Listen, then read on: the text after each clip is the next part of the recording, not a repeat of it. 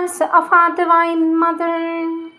Our Divine Mother says if something is not all right and you would like to know the cause, or you want to get rid of a weakness or get cured or be cleansed, to have a difficulty removed in order to be purified, for any answer, come and ask Sri Aurobindo at the Samadhi, and you will have the answer. Not only his answer, but also his blessings, his compassion, his peace, his illumination. You will be engulfed and seized by his love that is all powerful. With always our love and blessing, says our Divine Mother.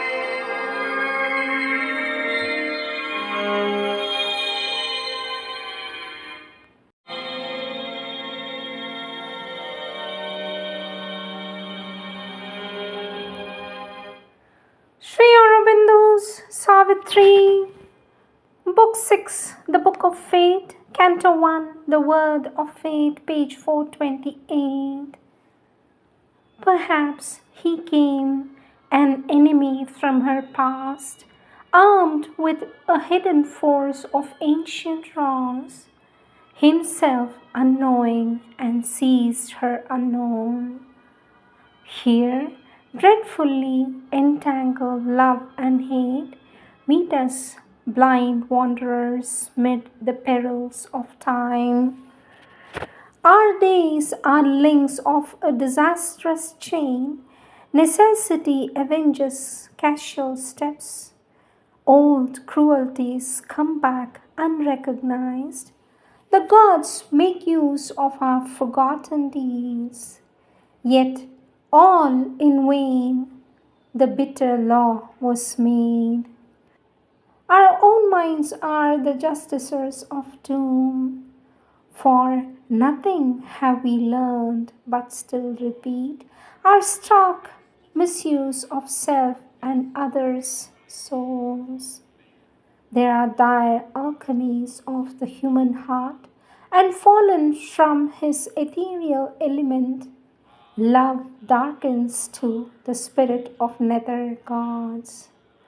The dreadful angel, angry with his joys, woundingly sweet, he cannot yet forego, is pitiless to the soul, his gaze disarmed. He visits with his own pangs his quivering prey, forcing us to cling enarmed to his grip, as if in love with our own agony.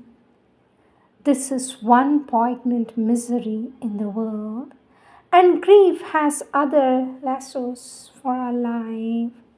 Our sympathies become our torturers.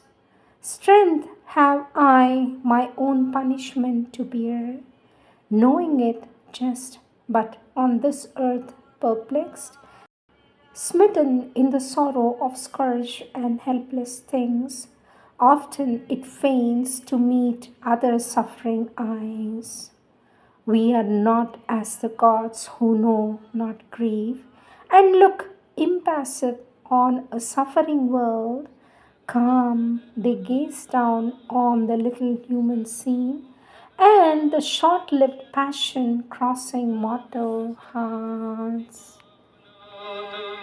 सर्वः सर्वत्र नन्दतु सर्वेत्र सुखिनः सन्तु सर्वे सन्तु निरामयाः सर्वे भद्राणि पश्यन्तु मा कश्चित् दुःखमाप्नुयात्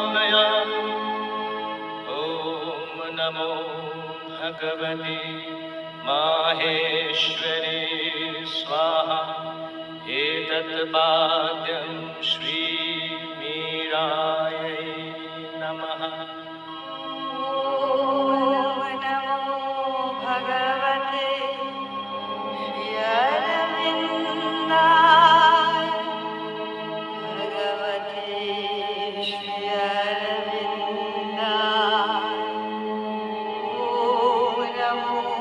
Bhagavate Shri Aravinda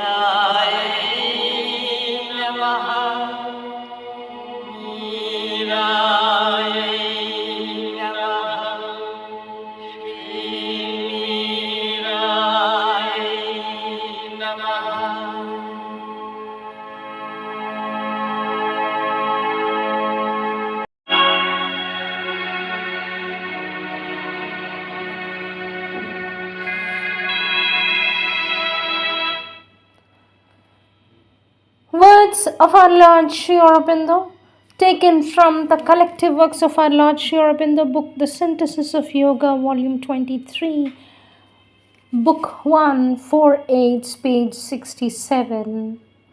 Our Lord Sri Aurobindo is talking about the 4/8 and says, the sign of the teacher of the integral yoga is a trust. His work, if he has one, is a trust from above. He himself a channel, a vessel, or a representative. He is a man helping his brothers, a child leading children, a light kindling other lights, an awakened soul awakening souls. At the highest power or the presence of the divine, calling to him other powers of the divine. Our Lord Sri Aurobindo says, the sadhaks who have all these aids is sure of his goal. Even a fall will be for him only a means of rising, and death a passage towards fulfillment. For once on this path, birth and death become only processes in the development of his being and the stages of his journey. Time is the remaining aid needed for the effectivity of the process. Time presents itself to human effort as an enemy or as a friend, as a resistance, a medium, or an instrument, but always it is really the instrument of the soul. Time, says our Lord, is a field of circumstances and forces meeting and working out a resultant progression whose course it measures. To the ego, it is a tyrant or a resistance. To the divine, an instrument. Therefore, while our effort is personal, time appears as a resistance, for it presents to us all the obstruction of the forces that conflict with our own. When the divine working and the personal are combined in our consciousness, it appears as a medium and a condition. When the two become one, it appears as a servant and instrument. Our Lord Sri Aurobindo says the ideal attitude of the sadhaka towards time is to have an endless patience as if he had all eternity for his fulfillment, and yet to develop the energy that shall rise now and with an ever increasing mastery and pressure of rapidity till it reaches the miraculous instantaneousness of the supreme divine transformation. Chapter 2, Self-Consecration. Our Lord Sri Aurobindo says all yoga, in integral yoga, is in its nature a new birth. It is a birth out of the ordinary, the mentalized material life of man into a higher spiritual consciousness and a greater and diviner being. No yoga, says our Lord, can be successfully undertaken and followed unless there is a strong awakening to the necessity of that larger spiritual existence. The soul that is called to this deep and vast inner change or the inward change may arrive in different ways to the initial departure. It may come to it by its own natural development, which has been leading it unconsciously towards the awakening. It may reach it through the influence of a religion or the attraction of a philosophy. It may approach it by a slow illumination or leap to it by a sudden touch or shock. It may be pushed or led to it by the pressure of outward circumstances or by an inward necessity, a single word that breaks the seals of the mind, or by long reflection, by the distant example of one who has trod the path, or by contact and daily influence. According to the nature and the circumstances, the call will come. But in whatever way it comes, says our Lord, there must be a decision of the mind and the will, and its result, a complete and effective self consecration. The acceptance of a new spiritual idea force, an upward orientation in the being, an illumination, a turning or conversion seized on by the will and the heart's aspiration. This is the momentous act which contains as in a seed all the results that the yoga has to give. Our Lord Aurobindo says, the mere idea or intellectual seeking of something higher beyond, however strongly grasped by the mind's interest, is ineffective unless it is seized on by the heart as the one thing desirable and by the will as the one thing to be done. For truth of the Spirit has not to be merely thought but to be lived, and to live it demands a unified single-mindedness of the being. So great a change as is contemplated by the yoga is not to be effected by a divided will or by a small portion of the energy or by a hesitating mind. He who seeks the divine must consecrate himself to God and to God only. Our Lord Aurobindo says, if the change comes suddenly and decisively by an overpowering influence, there is no further essential or lasting difficulty. The choice follows upon the thought or is simultaneously with it, and the self-consecration follows upon the choice. The feet are already set upon the path, even if they seem at first to wander uncertainly, and even though the path itself may be only obscurely seen, and the knowledge of the goal may be imperfect. The secret teacher, the inner guide, is already at work, though he may not yet manifest himself or may not yet appear in the person of his human representative. Whatever difficulties and hesitations may ensue, they cannot eventually prevail against the power of the experience that has turned the current of the life.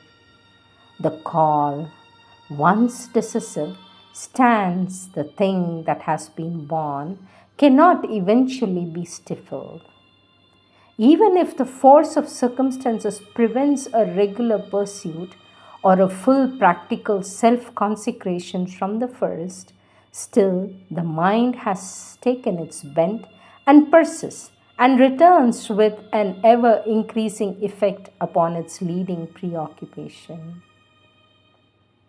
There is an ineluctable persistence of the inner being against its circumstances are in the end powerless, and no weakness in the nature can for long be an obstacle. Our Lord Aurobindo says, there has been an experiment, perhaps an eager experiment, but not a total self-giving to an imperative need of the soul or to an unforsakable ideal. Even such imperfect yoga has not been wasted, for no upward effort is made in vain. Even if it fails in the present or arrives only at some preparatory stage or preliminary realization, it has yet determined the soul's future. Our Lord Aurobindo says, But if we desire to make the most of the opportunity that this life gives us, if we wish to respond adequately to the call we have received and to attain to the goal we have glimpsed, not merely advanced a little towards it, it is essential that there should be an entire self giving. The secret of success in integral yoga is to regard it not as one of the aims to be pursued in life, but as the one and only aim, not as an important part of life, but as the whole of life.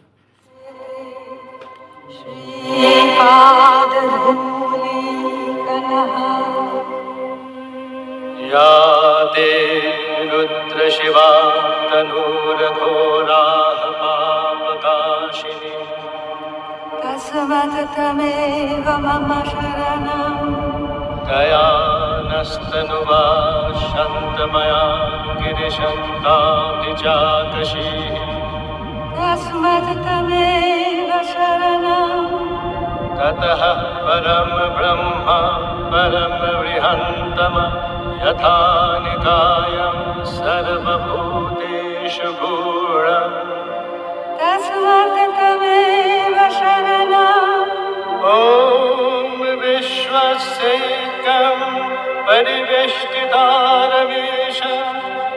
तं ज्ञात्वाहमिता भवन्ति वन्दे सूर्यशशाङ्कवह्निनयनम् वन्दे मुकुन्दप्रियम् वन्दे वरदं वन्दे शिवं वन्दे Shri अरविन्दम्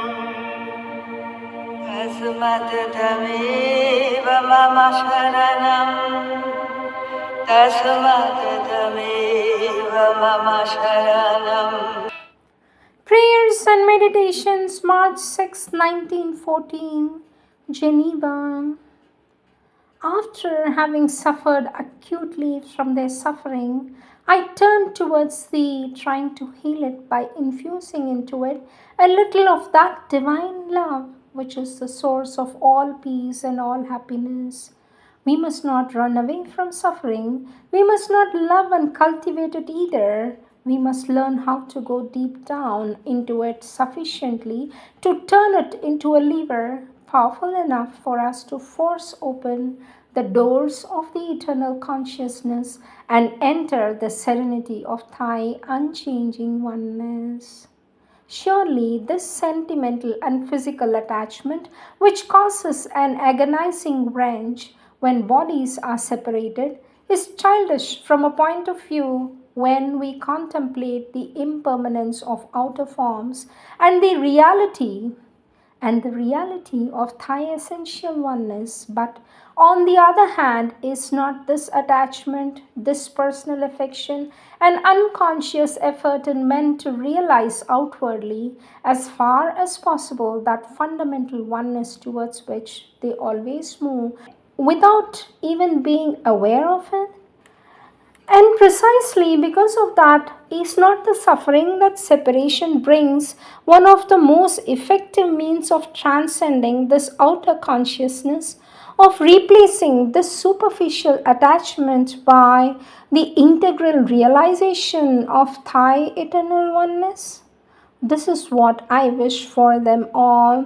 This is what I ardently willed for them, and this is why, assured of thy victory, certain of thy triumph, I confided their grief to thee, that by illuminating it thou mayest heal it.